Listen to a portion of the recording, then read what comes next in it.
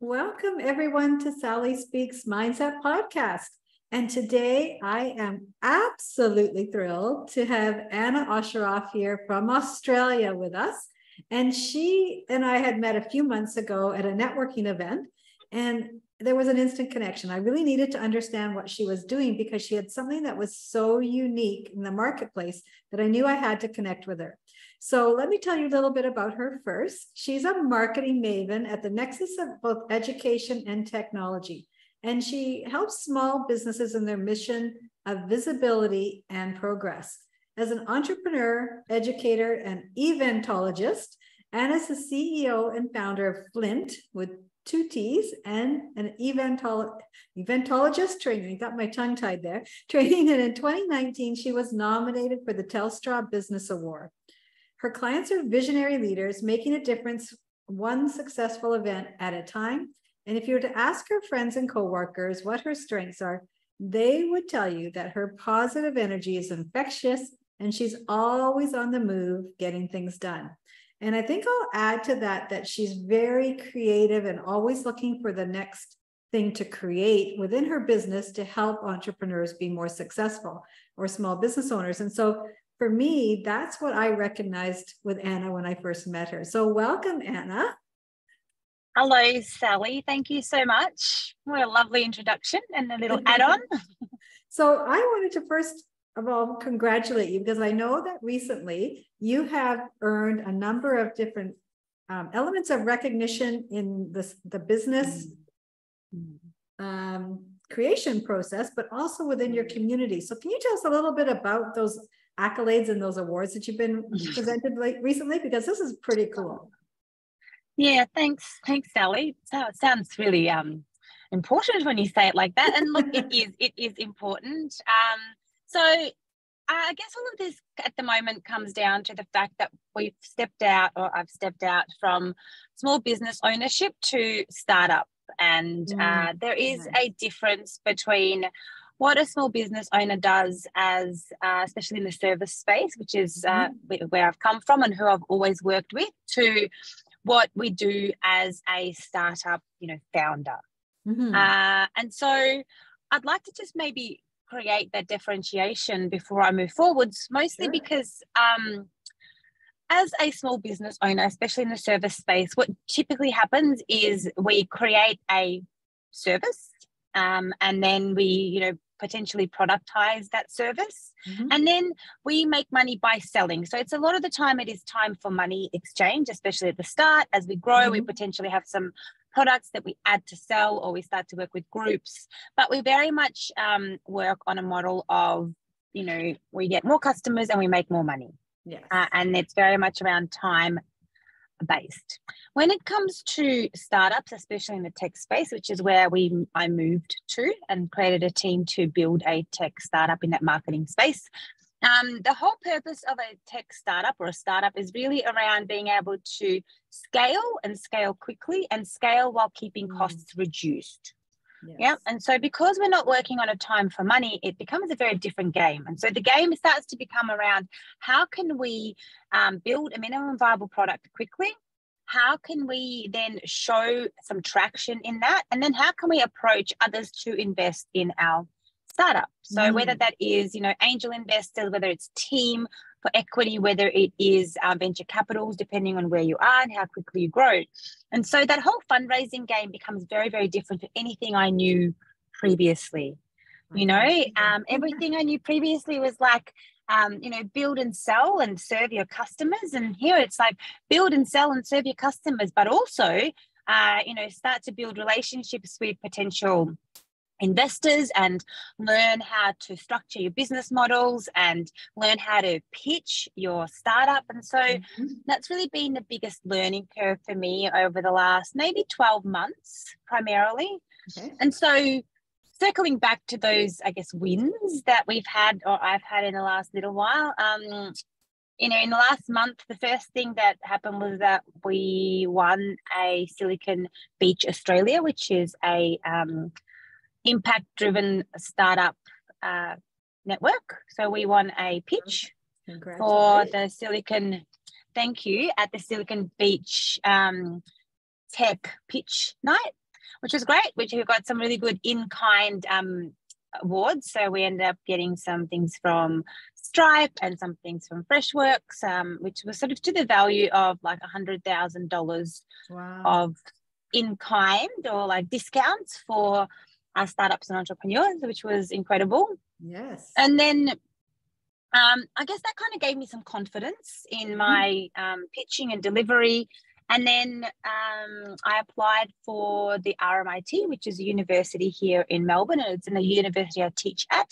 So RMIT runs a activator program called Launch Hub, and it is for startups to be able to essentially, activate their growth and be ready for an accelerator program. And so I applied for the RMIT Launch Hub Activator program, and we got through to the first round, which was exciting, which was a boot camp for about 20 startups. And then from that boot camp, we had to submit a lean impact canvas and a 3-minute pitch, and obviously our product. And based on that, the team would judge on who makes it through to the next round, and we were very lucky to make it through to round 2. So now we are in the Activator program that started yesterday morning, and there's a little bit of funding instantly and an opportunity to pitch for $20,000 equity-free funding at the end, which is really exciting, because it's the first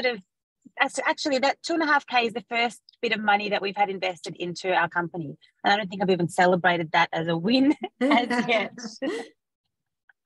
And then last night I was asked to speak at Your Time Matters, which is a business network.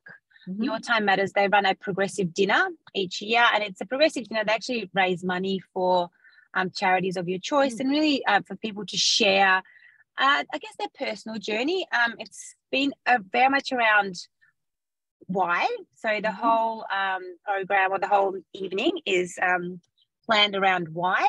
And this year the topic was why not. So instead of a question, why not exclamation mark. So, what could you achieve if instead of thinking, can I do this, you thought, why not, and actually stepped into it. And so there was 4 speakers that were competing last night, and I actually won that as well. So we donated $500 to a charity which was called Fit for Work. It's a charity here in Melbourne, and they help disadvantaged women get ready for work. So with wardrobe and also with training, and that's that's dear to me. I think when people have the guts to step out and try and help themselves, I think it's really important to have organizations to be there to help them, and that's for me is really I really believe if you're going to try and help yourself, then there should be others that can try and help you.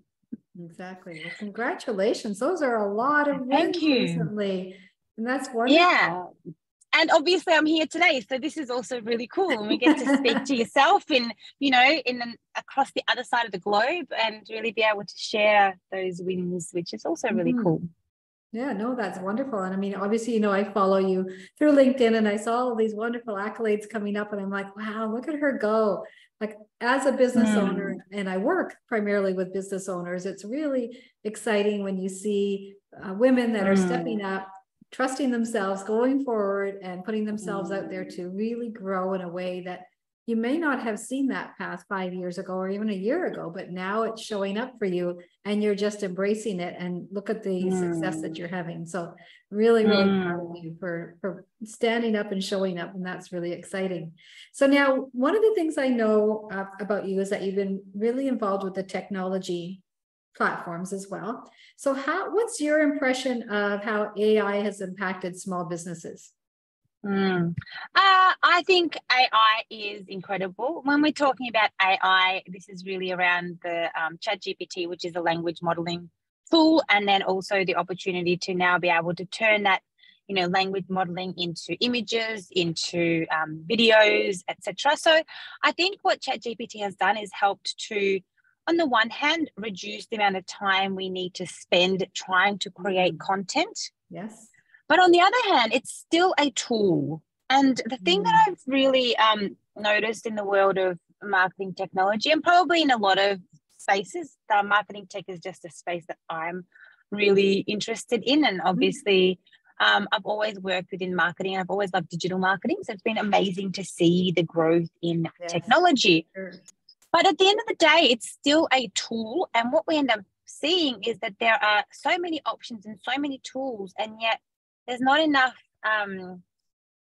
strategic automation in that technology that actually make it easy for a business owner to roll out, so distribute the information. It creates great content, but we don't know how to distribute it. We don't know how to leverage strategy. There's a lot of really great strategic minds out there, and again, tools. You can download how to write a 7-email sequence for my upcoming event, but I don't know why there's no technology that will write that for you and then schedule that for you and then send it out for you and track it. Oh, wouldn't that be nice? Well, yeah, that's exactly what I thought. I went, why isn't there something that makes it really easy? And that's why I started building Flintt. So I found a team, and it was exactly for that purpose. I thought, why? Getting back to the why not? If I can teach a business person how to, create and repurpose content and then leverage technology to schedule and post it, why can't I teach a technology to do the same thing? Yep. And when ChatGPT came out, at first I was a little bit like, how's this going to impact us? Then it was actually one of the best things that happened, because it just enhanced the opportunity for us to leverage that artificial intelligence to just help business owners further by leveraging it for the content creation purposes, and also even for the suggestion of how to distribute that content, but then being able to actually make that happen or a reality by leveraging our technology or building it into our technology. Which I think is one of the things that I'm noticing, and even I've experienced myself, is how to pull all the pieces together and be time efficient, because as entrepreneurs, we have a lot of hats that we're wearing, and we need to pull them all together, and you run out of time. You end up doing just tasks as opposed to actually doing connections. And so for me, that's where I found the challenge. And a lot of my clients are finding the challenge is how do I make it all come together without hiring an expensive team to do it? Because most small business owners don't have the ability to hire that team. Exactly what you're saying, Sally, was what I've always found, and that is precisely why I went down this crazy pathway of trying to build a technology. And what's really interesting, I speak to people and they're like, so are you in marketing or are you in like IT? Because it sounds like an IT, like a tech product. I'm like, yeah, it is a tech product, but I guess I'm what's called a domain expert. So I understand the world of small business marketing and the challenges that small businesses, especially in the service industry, because as a service provider, like a business coach, you have to be visible. You need to build credibility. You need to build visibility. You have to build trust. And those are the things that take lots and lots of time. And those are the things that what ends up happening is people stop doing. So then we start to really focus on more of the sales. But if we do marketing well, sales becomes a lot easier. So you don't have to spend as much time on the phone with somebody to get them to convert. You don't have to spend as much time, calling back and forth and trying to connect and make time, because your marketing has done the work for you, so that all they have to do is just make sure that you are real, and they'll join whatever it is that you are coaching or training those people to do, because they've already seen all of that branding information and value added information out there in the marketplace online to pre-sell for you. Okay. Yeah. So I love it. I gotta say, I know that this is really needed in the marketplace. And so just as a plug right in the middle here, I'm just going to ask you, so would they just go in and Google Flintt, F-L-I-N-T-T? Yep, if you could, TT, F-L-I-N-T-T, and it will come up. I think there's maybe another one company that has the same name, but the Flintt with a double T is the only website that they will find, but it is a .com.au. sadly for us to buy the .com will currently cost us about $5,000, and I'm not sure that's the right expense right now. But yeah, definitely FLINTT, and it's just really to ignite you online, which we say ignite your digital voice. Nice. So make sure you go and check that out. If you are an entrepreneur, solopreneur, anybody starting out in business, because I've been onto the platform and I've played around on it. I need to really jump into it better, but I know that it offers so much that I could all do in one spot. And so I love that piece of it. And as you said, it can create the funnels. It can, you can schedule them. You can do all of that ahead of time. And it really does offer you more time back in your schedule to do the things that you're choosing to do, right? So that's a brilliant, brilliant idea. And I thank you so much for bringing that forward. So now, in your experience with that marketing, is authenticity more important than visibility? Yes and no. So I've been actually thinking about this, and I've been looking at what's been happening in the world of social media and emails, etc. And I think we need to have a crossover of those two things. And the biggest distinction that I think I've noticed is there's a difference between your personal branded content and your business branded content. So, there's people connect with people, right? And people follow people, which really is true. However, at the same time, we still need to build brand awareness for our business purposes. And so when we look online, and if you sort of pay attention to how and what people promote, they will have what I now sort of deemed business posts. So they're the ones that will have like, fun facts, or they'll have, 5 ways to blah, blah, blah. And they're usually on like a branded background image, and the brand is the business brand, and that provides sort of value, content, and information. On the flip side of that, then you've got your personal branded content, where it is really important to have that authenticity and your point of view and your voice. So then that's where you have those sort of social posts where you will see it'll be the photo of the person, or it'll be a video of the person, and it'll be information like i.e. sharing that we've had a win. That'll be a photo of me, and it'll be like at the event, and I'll be sharing the specific win. That is a personal branded content. And I think we need a crossover of those two things in order for us to build that credibility.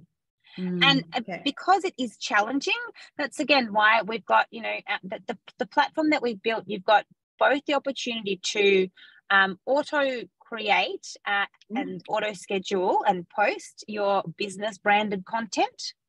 So, you can leverage ChatGPT or your own blogs or long form content and automatically repurpose it, have it on images that are branded with your brand, and then auto scheduled and posted for you. And then the flip side of that is then you can use a social media scheduling tool, which we've also added into Flintt, to then add your personal branded content, which takes more time and requires more of that authenticity. But then you can share it across multiple platforms and be able to, at least maximize the efforts that you are putting in, and start to build that real estate online to really, at the end, what we say is help small business look like big business. So what you're saying, from what I'm hearing, is that your personal brand, you want to have out there really showcasing who you are, showing up as that authentic person, because people want to get to know you as a person, and then have your branded material for your business that really gives the statements or the tips and the tricks and the ideas that you're bringing forward within the business while still representing yourself, right? So that's kind of what I'm hearing. That's right. That's right. And I think a good way of looking at it is if we think of, let's say, Richard Branson, right? Richard Branson has one of the most powerful followed brands. I think he was the most followed person on LinkedIn as a person. And yet, Virgin as a brand has their own branded content that goes out, and it depends on which Virgin company it is, and then they will have information about their products and services. So you've got the personal brand of Richard Branson, who really kind of is the figurehead and the driver of that, Virgin brand and the brand values, but he's his own person, and then Virgin has its own branded information that is out there. Yeah. I follow him, so I notice how he shows up and what he's doing, and how he's bringing family in and talking about different things as he would compared to what's on the actual Virgin. Okay. Yeah. Talk to us about a customer journey. So, great question. And how do you actually figure out that customer journey? Because I think a lot of people struggle with that, and they just sort of put up stuff about their customers and what they think they might need, but not understanding the journey. Yeah, that's a really good question, Sally. And it's interesting. We teach this to our university students in marketing, is that customer journey. And the customer journey, I think a good way to think about it is to really think about yourself as a customer, right? So the way that I sometimes explain it is, let's just say that you need to purchase a car, right? You're like, okay, I need to buy a brand new car. Now, until such time that you need to buy a car, you're not really going to be thinking too much about what sort of car, what brand of car you like. So the first thing you'll do is you'll start to build awareness of the fact that there are cars and that there are different cars and that you would like a car. So the very first thing when it comes to your customer journey is your customer becomes aware of the fact that they need something, right? And in the space of them becoming aware of the fact that they need something, all they're going to do is they're going to start to look around and look for the company or brand that they might decide to work with in the future. Or let's just put it into context for your specific audience. So let's just say I am a small business owner. I am a small business owner who has, let's just say, a bricks and mortar cafe, right?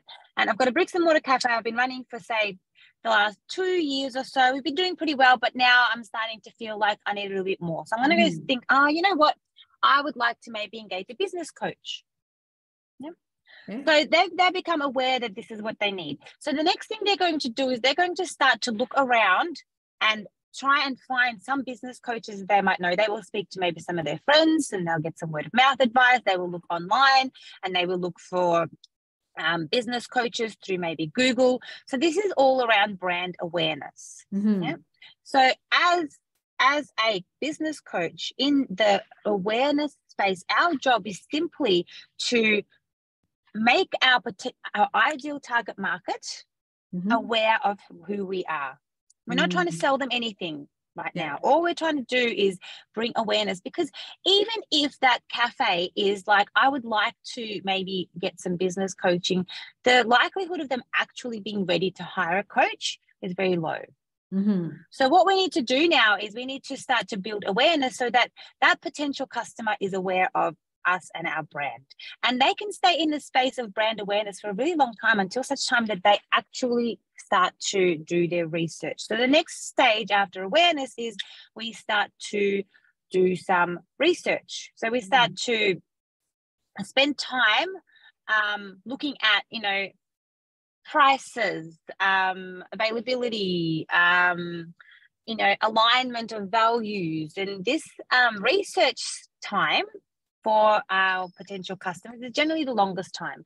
So this is where we start to engage a little bit more. So once they've become aware of our brand, our next step is now to stay in communication with them and make sure that we show them value without asking for too much in return. Okay. Right? So this is where you've got your brand awareness, then you've got your brand research stage. So as a business coach, this is where, you'll say, oh, hey, would you like to download my blah, or would you like to join my free 5-day challenge, or would you like to, whatever that is, because now we're starting to leverage the fact that we've got some awareness in the marketplace, and we're now starting to take the next step, which is basically what your funnel looks like. Your second stage is where you start to engage with some forms of products that let you collect data. The next stage is usually the purchase stage. So once they've done their research as a customer, they make a purchase decision, you buy the thing, and that is actually where the conversion happens, right? So as a coach or a business owner, your job here is to make the sales process, the actual point of conversion, as simple as possible. Mm. Yep. So if this is a business coach, like where does that happen? Is it on the phone? Do they just click on something on your website? Like where does the actual purchase happen? Yep. The next phase is your use. So as a customer, they will use your products or services. So let's say you deliver your coaching to that person, and you do your damnedest best possible to give them what it is that you promised you were going to give them. And then at the end, they become advocates. So that means that they will start to be a really good, rating fan, or help to create user-generated content to support you and talk about you and share, their wins with you, for you, which is the best possible thing. And then if they need more, it's really important to think about, well, how can I further service this particular customer? Because we all know that it is much easier to keep a customer than to get a new one, because you don't have to go through that whole awareness, decision making, or research phase, purchase phase. They've already done all of those things. So then all we need to do is just keep them engaged at the sales part. So that's really your customer journey. A lot of people like to talk about this in the form of marriage. Personally, not my favorite metaphor, but it makes a lot of sense. And people say, you're not going to ask somebody to marry you before you've asked them for a coffee. So essentially what we're thinking about is, how can we talk to our customers in the right time of their journey with us, and how can we give them the right products or, information at the right time, so that when they are ready to buy, you are the most valuable choice, or you are the most no-brainer choice, because you've been the most valuable and the most front of mind for when they are ready to purchase. Okay. So what I'm hearing is just, make sure you're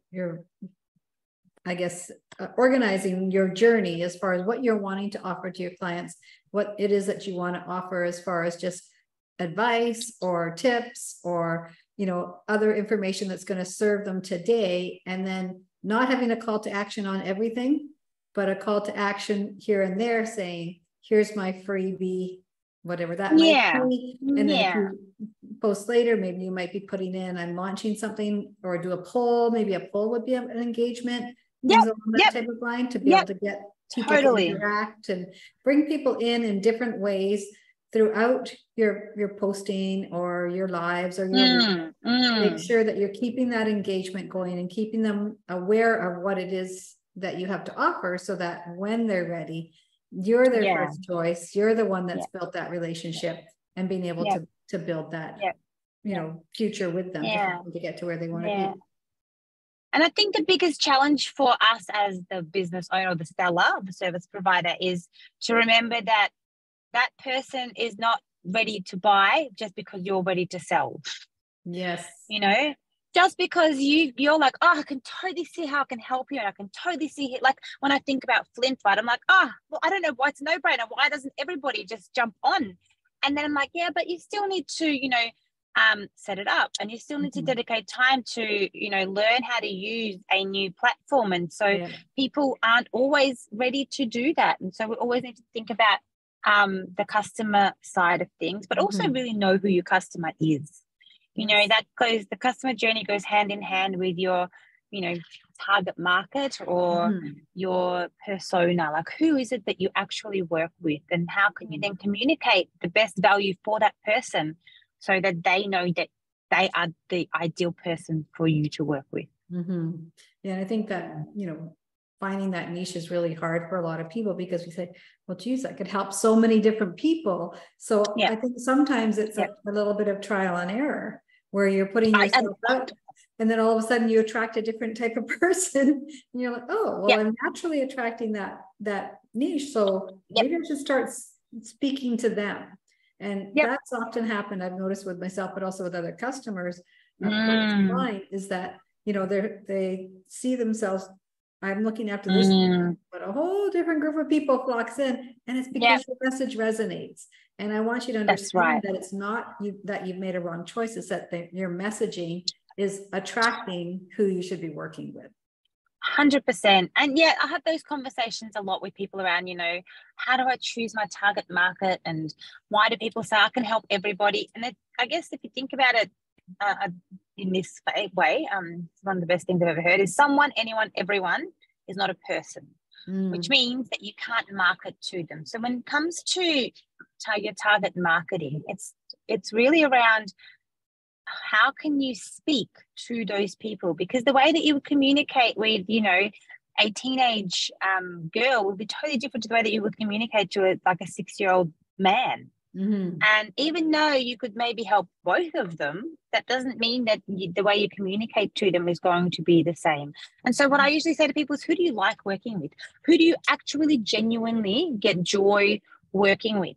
And then start there. Especially as a new business owner, just start there and just start to, okay, I like working with these types of people. And you can segment that market in many different ways. It doesn't have to be just through demographics. It doesn't have to be, women between the ages of 18 and 49 who live in the city area. Yeah. Okay. I like that. That's great, because I do see a lot of people struggling to say, well, who is it? Who is it that I want to serve? And I've found in myself that, I have one persona that I put out, but I attract a whole different audience as well. You know what? They're coming to me, so I know I'm doing something that resonates with them. So I might as well market to them. Totally. So now I have a question from a business perspective, because obviously you are very creative and you're very intuitive as far as what you want to, where you see a gap in the market that you could create a product for. So that's where Flintt came from. What is your secret sauce behind you being able to be open to seeing where there's an opportunity that you could now create a product for? Because that's a product that you're creating that can serve so many people. And most of us don't necessarily create a product. We might be offering a service, but not necessarily coming with that innovation like you have. So what sets you apart? What creates you to get that juice flowing that says, hey, I see an opportunity here, and what can I do about it? I don't know if I know the answer to that question. I'm very, I guess, my brain works. One is I don't know if you've ever heard of the Gallup strengths. So Gallup does a strength test, and they've got identified 34 different strengths. And when people work through their strengths, they usually say they succeed. And so my top 5 strengths in order are positivity, which is usually shines through. But the next thing is strategic thinking and activation. Okay. And so what I find is I'm very curious when it comes to how people and things work. Like if I can't, I really have to go step by step and understand what does that journey look like. And when I get stuck in the process, like when the strategy or the step by step doesn't make sense to me, or there's a step missing, I start to ask questions or facilitate a response from the person that will lead both of us to a point where we're able to find what that next step is. I think that's what also makes me a fairly good facilitator and teacher, is same sort of thing. It's like, I can see that there is a gap in your thinking or in your understanding. How can we work our way to actually work out what that gap is and then fill that gap? And I think that's probably the main thing that I guess helps in that space. When it comes to Flintt, I actually, I was teaching people how to do this for specifically for events. So how can you create and repurpose content for an upcoming workshop or event? Because I 100% believe that, workshops and events are one of the best ways to, build your authority, especially as a coach consultant who I've worked with a lot. And I actually started looking for software that I could tell them to use. I was like, surely there has to be, and I just couldn't find anything. And I thought, well, if I can't find something, maybe we can build it. And there was a year or so of thinking of it and looking for things, and then there was 6 months of looking for people to help, and then we started down this journey, and it's been a long journey, and it's only now that things are looking like they might, maybe we've gone from that 98% of businesses that fail to maybe like 75% of those businesses that fail. So we've got a long journey to go. But yeah, it just I just kind of got stuck on I really want to support people because, you know, small businesses, especially service-based, they always want to have such a positive impact on the world. And it's so sad when, you know, they become disgruntled and disenchanted, and then they just don't make that impact they want to make. And that happens so often. Yes. And I just wanted to make it easier. Oh, that's beautiful. I love that because that's part of what, you know, I've recognized as well is that, you know, one of the things I just rolled out was called Turn Your Passion into Profits, because they have this passion. They've built up such a great understanding of what they do want to contribute back to society, but they don't know how to monetize. So I think using tools like you have and the advice that you're giving can definitely help with that. But it's nice to know your story along that journey as well and saying, you know, I found something and I came up with this idea and now we're getting it out to the marketplace. And yeah, we're still going to have some ups and downs and it's still in a growth phase. But I know the value that it's going to offer to make people's lives easier and to be able to offer them exactly what they're looking for in a one-stop shop. So I love that that innovation is there and saying, here's the gap and here's how we can fill it. Let's figure out how we can do it, because it is possible to create anything. And I see that in you all the time because I see that you're always forward thinking on what's next. And I love that piece about you. So congratulations for being that type of a person, because we can all learn from you.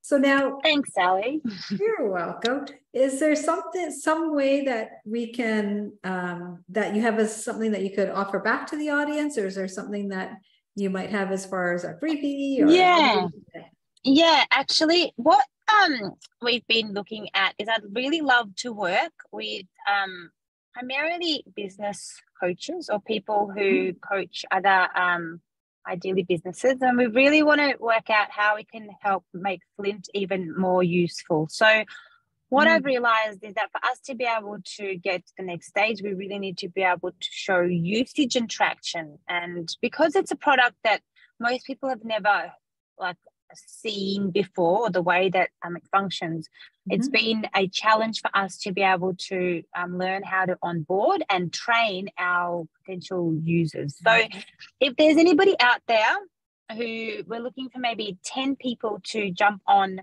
to our platform, and we're willing to provide, you know, a few months for free and with training to see how we can make it an invaluable, so as in, you know, a must-have product for that specific demographic. So if there's anybody there, just maybe reach out on LinkedIn. Just find Anna Osherov on LinkedIn. There's only 2 of us, I think, and you'll be able to find me. But it's literally LinkedIn/Anna Osherov. And you know, connect with me, send me a DM, and we can have a chat about how we can make that a reality. And this is for you as well, Sally. So if you'd like to jump on the, you know, help us help you kind of wagon, it would be really, really lovely to work with you and see how we can, you know, help you leverage the platform for its purposes and help you help more people. Excellent. Thank you very much. And thank you for those first 10 offers, because that's a huge opportunity for some service-based professionals and business owners that are really wanting to streamline their process, but also be on the leading edge of some new technology, and to be able to give that feedback to Anna and her team to be able to help them grow and provide exactly what you're needing in your business. And if you've listened to what we've talked about today, you can tell she really understands her product. She understands what she's offering, and she's lived in those shoes. So she knows what to expect and what we're looking for. So thank you so much. We'll make sure we put those links up in our podcast as well, so that we can make sure we get that out. So is there anything else that you would like to offer today? I really appreciated our time together. No, just you know, let's just connect and continue conversations. You know, if you're listening to this, please connect with me on LinkedIn's probably the best. It's probably the best for business communication right now. And yeah, there's a whole range of ways that I can support you with all of my experience so far. So just reach out and we can have a chat. Awesome. Well, I thank you very much for your time today, Anna, and congratulations on all of the wins that you've been having lately, and for all of the wins that are coming your way still. And we really appreciate your innovation your ability as a woman to be able to drive forward and to present and to really make a difference for so many people globally. And I know that you're destined for massive success. I can just tell by your passion and your determination that you've got what it takes. So I'm very, very thankful that you took some time to spend some time with us today and to educate our audience. And we will have all of Anna's contact information and her information about Flintt as well up on the podcast. So make sure that you reach out to her, because she's one of the people that you want to follow, you want to get to know, and you want to watch what she's doing so that you can learn as well. So thank you so much, Anna, and we appreciate your time. Thank you so much.